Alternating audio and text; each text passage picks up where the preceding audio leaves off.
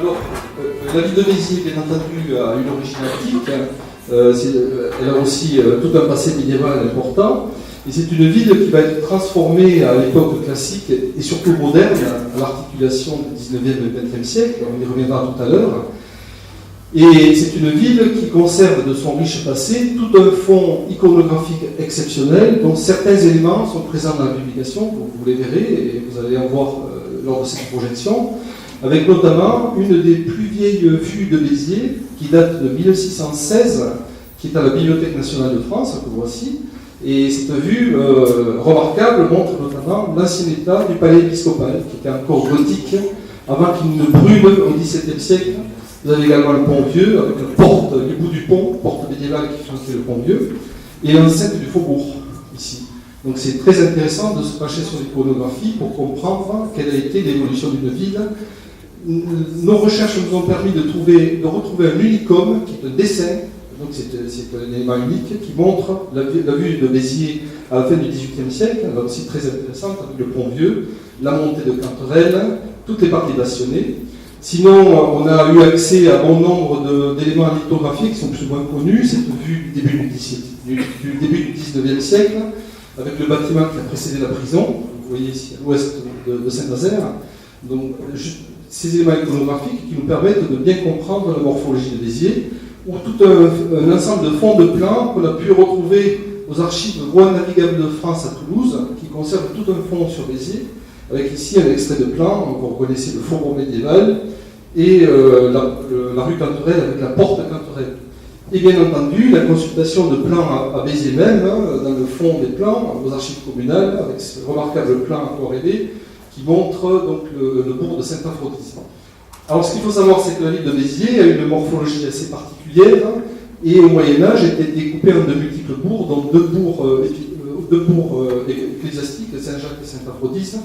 Et cette configuration délimitée par les remparts va perdurer jusqu'au second quart du XIXe siècle. Vous voyez ici notre plan des archives VNF de Toulouse. Et on a pu consulter aussi pour cet ouvrage l'exceptionnel fond des Compois, très anciens, 14e, 16e et 17e siècle, qui nous permet de comprendre qui habitait à l'intérieur du centre-ville de Béziers, et notamment des grands hôtels particuliers que nous allons aborder. Donc c'est une ville riche pour son patrimoine, chronologiquement de l'Antiquité au Moyen-Âge, et du Moyen-Âge à la période classique, pour la première partie.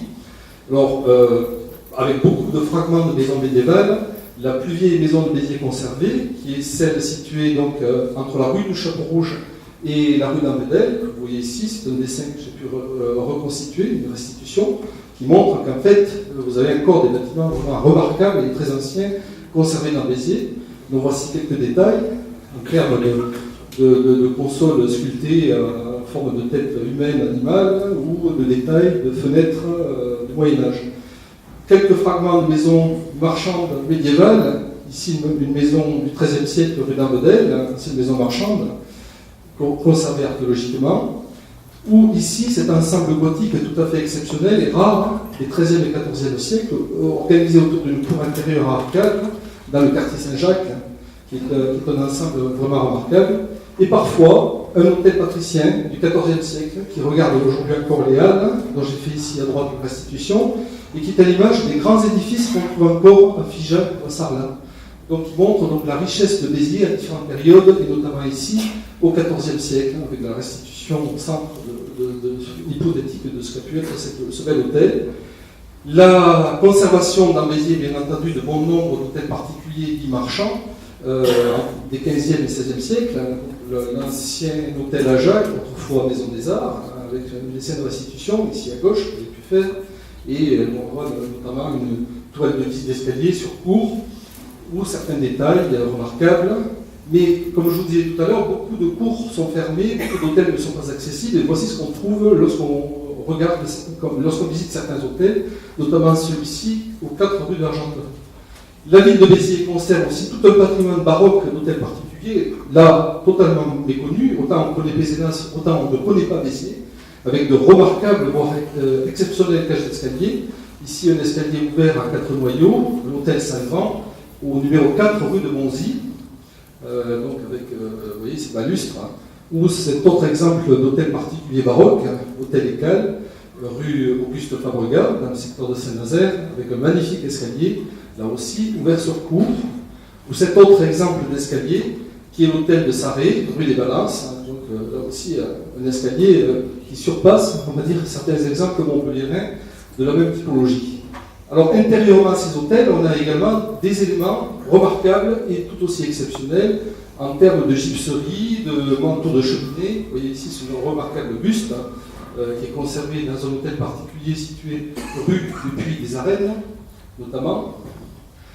Et d'autres éléments tout aussi intéressants, comme ce dessus de porte, avec un motif de base, donc animant, j'allais dire, tout un aménagement intérieur avec un plafond 17e.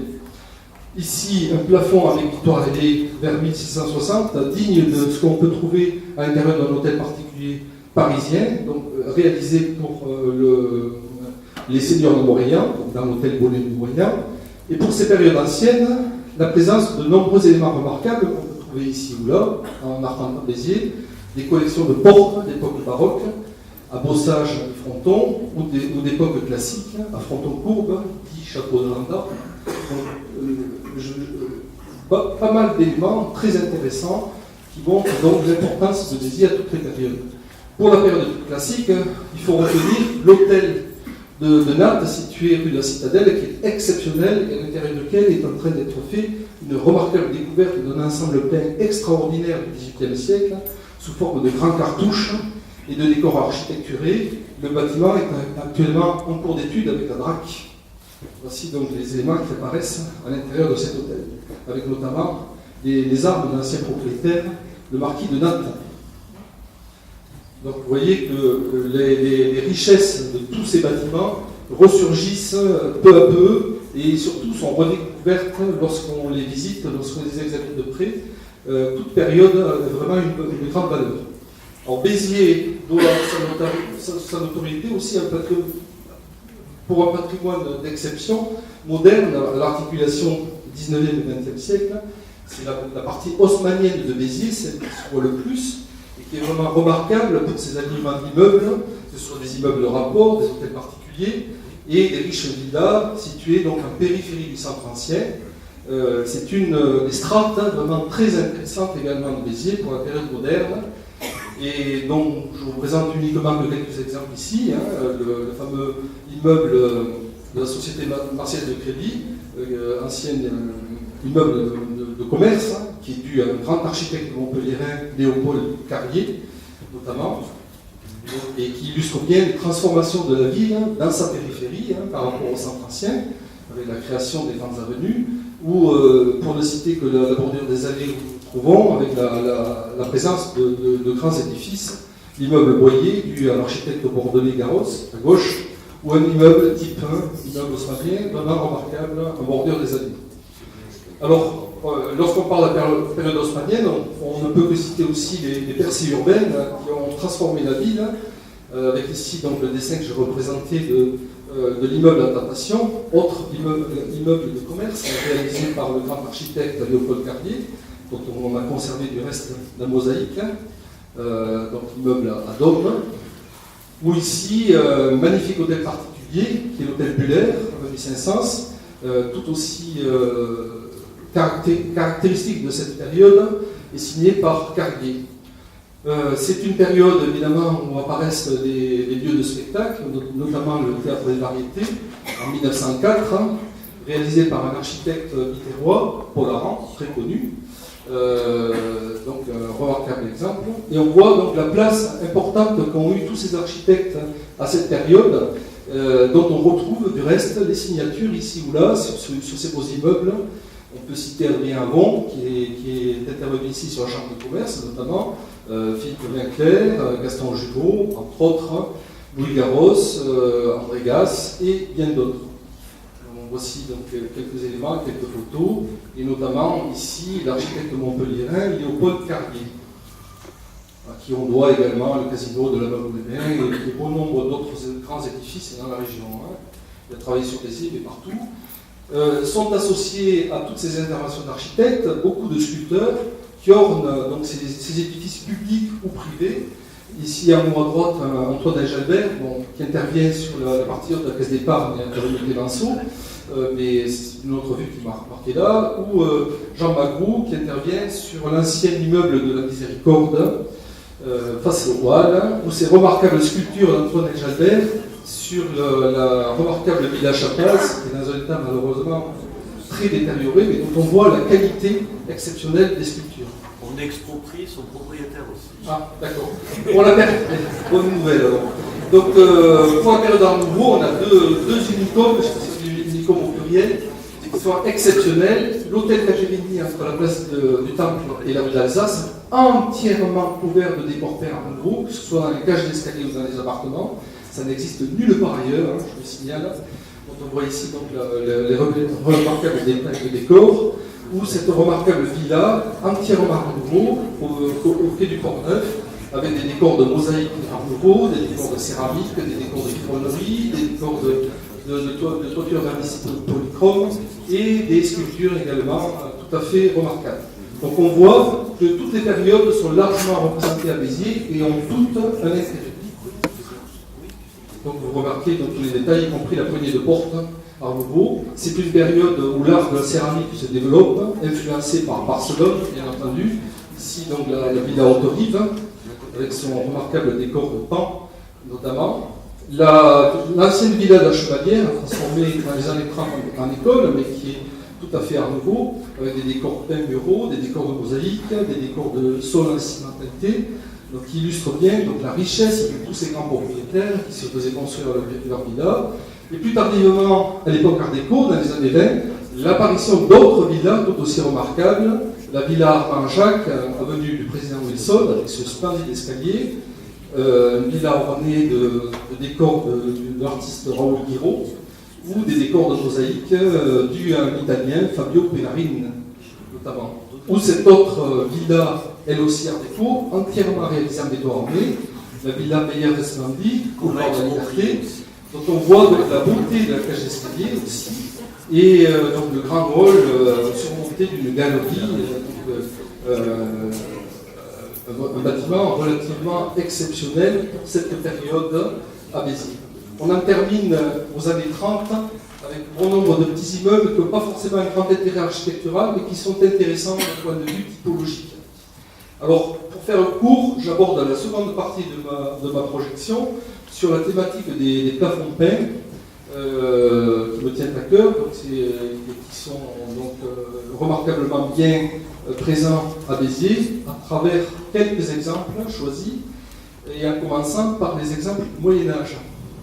On va commencer donc par l'hôtel Guibal, qui conserve donc un plafond ancien de la fin du XIIIe siècle. L'hôtel Guibal qui se situe à l'articulation de la rue du 4 septembre et de la rue des Anciens Combattants, qui est un hôtel du milieu du XVIe siècle, mais qui intègre une ancienne loge marchande du XIIIe siècle.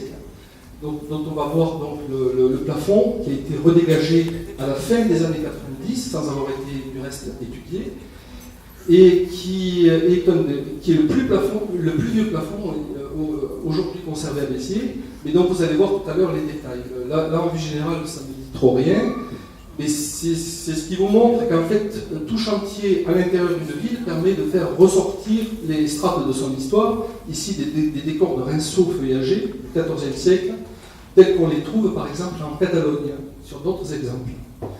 Ou ici, des décors géométriques d'inspiration Modérard qui apparaissent également sur ce plafond qui, disons-le, n'est pas restauré, n'a pas été étudié, ni n'a pas été restauré. Il mériterait ce qu'on appelle une dendrochronologie, donc une datation scientifique. Alors, parmi tous ces plafonds, évidemment, le plus célèbre d'entre eux, c'est sans conteste le plafond de la Noterie, dont on parlait tout à l'heure, qui est un grand hôtel particulier du XVe siècle, figuré ici en rouge, qui incorpore intérieurement une partie du XIVe siècle, avec ses 3 travées de plafond, dont seulement 2 sont actuellement dégagés, et qui couvre en fait un ancien espace dédié autrefois au tribunal de justice de l'évêque de Béziers, qui était un bâtiment à haut volume, couvert par ce plafond, qui a été malheureusement entresolé à l'époque moderne, mais dont voici ce qu'il en est sans dégagement, sans restauration, mais c'est un des plafonds les plus intéressants de toute la région, avec une couleur enfin, un effet de dichromie avec des dominantes rouges et noires. Et après, dans le détail, vous allez voir les remarquables détails que l'on peut remarquer lorsqu'on le regarde de près, avec toute une série de consoles sculptées à figuration de tête humaine ou animale, et des planchettes ornées de décors armoriés, en haut à droite des armes de Béziers, des armes de France dessous, et des têtes féminines, masculines, des décors d'animaux hybrides, qui étaient très à la mode à cette période. Là aussi, tout un décor qui mériterait d'être interprété, que mon collègue Joël Roux ici a monté en 3D, pour montrer comment était assemblé ce type de plafond au Moyen-Âge, avec ces systèmes de console support, donc la tête sculptée, poutre principale à décor de Léviathan, sorte de monstre, et puis vous avez également ces petites planchettes décoratives que je vous montrais tout à l'heure. Alors, le fait d'avoir visité tous ces édifices nous a permis de découvrir de nouveaux plafonds. Alors, chacun reconnaîtra peut-être l'hôtel Cristol, qui est très visible dans le centre ancien de Béziers, qui date de la fin du XVe siècle, et à l'intérieur duquel on a trouvé un vieux plafond à la charnière des XIIIe et XIVe siècles, qui reprend en fait ces motifs de rinceaux feuillagés, et qui montre bien que chaque période en fait a intégré la période précédente, et chaque élément intérieur peut présenter un intérêt en termes d'archéologie de bâtiment. Alors on évoquera aussi ce qui est évoqué dans l'ouvrage, le plus grand hôtel particulier de Béziers, qui est l'hôtel Boyer de Sorgue, ancienne résidence du Viguier du Roi au milieu du XVIe siècle, Pierre Boyer de Sorgue, et qui incorpore lui-même, cet hôtel, des parties plus anciennes, et notamment une partie du XVe siècle, qui se situe au niveau du passage couvert, où est conservé un plafond très intéressant. Alors voici donc, pour ceux qui ne le connaissent pas, l'intérieur de l'hôtel Boyer de Sorgue, avec sa cour d'immeuble, et ses ailes des XVIIe et du XVIIIe siècle, donc sur des parties qui ont été remaniées postérieurement à l'époque médiévale.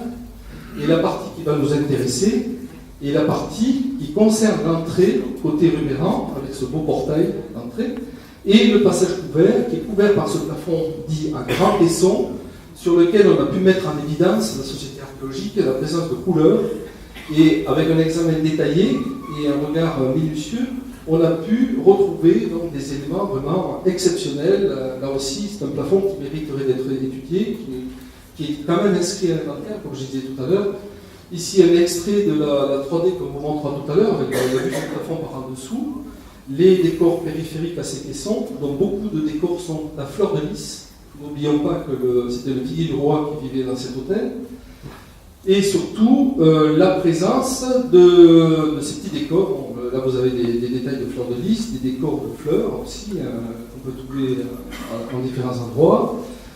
Et surtout, la présence de planchettes que l'on appelle des closoirs, qui sont à figuration humaine ou d'animal hybride ou armorié. Donc, voici des détails, des éléments qui ne sont pas restaurés. Vous avez ici la représentation d'une licorne.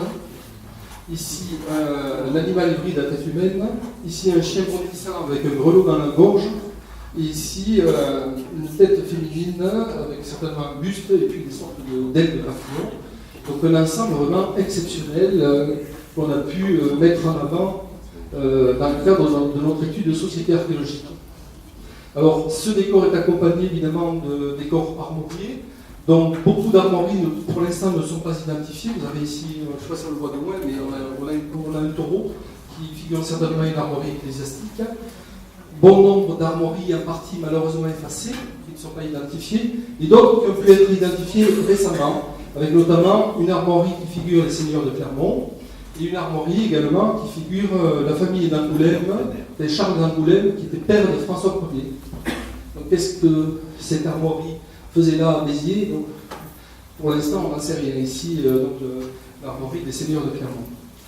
Nos visites d'hôtels particuliers ont mis en évidence aussi la présence d'énormes hôtels particuliers qui ont été démantelés très tôt et dont on voit ici l'importance entre la rue Tourventouze et la rue du Collège, d'un énorme hôtel particulier qui a été fragmenté en différents lots. Et donc nos visites ont permis de redécouvrir notamment intérieurement l'ancienne salle d'apparat du premier étage de cet hôtel, que voici, avec une très belle cheminée du XVe siècle à moulure, elle est entièrement en pierre de taille, la présence des vestiges d'un grand plafond malheureusement décapé et verni, tous les décors ont disparu, vis d'escalier, sortie de galerie sur cour également. Et dans la partie qui a été fragmentée de cet hôtel, un des lots qui a fait l'objet d'une grosse opération immobilière il y a quelques années, et à l'intérieur duquel a été démantelé un plafond peint. Bon, ça, on ne l'a pas su à l'époque, mais on en a retrouvé les éléments qui étaient en vente sur le marché de la paillade à Montpellier. Et donc, c'est quelqu'un qui, heureusement, les a rachetés, et ce qui a permis de sauver ces éléments du patrimoine biterrois qui étaient à la vente. D'où l'intérêt d'avoir une veille sur les travaux qui sont faits dans certains immeubles. Voici donc ces éléments où on retrouve donc ces décors feuillagés typiques de cette période à la charnière du XIIIe et XIVe siècle. Et pour terminer, ce remarquable exemple d'un plafond un petit peu plus tardif, qui est un plafond du début du XVIIe siècle, de style antiquisant, à décor de buste d'empereur ou d'impératrice, ici, et dont on voit donc le dégagement qui a été fait. Vous voyez, on avait un faux plafond blanc qui venait couvrir le tout, qui dissimulait le grand intérêt de ce plafond. Donc, ce sont des photos qui m'ont été communiquées par la mission archéologique de Béziers, mais qui montrent que toute période peut avoir un intérêt, y compris cette période tardive du début du XVIIe siècle. Voilà, donc je vous remercie. J'ai essayé d'être rapide et concis, puisque vous m'avez donné un minutage, et je vous propose donc de vous passer le petit film d'animation présentant, pour en terminer, l'hôtel Boyer de Sorgue avec son plafond.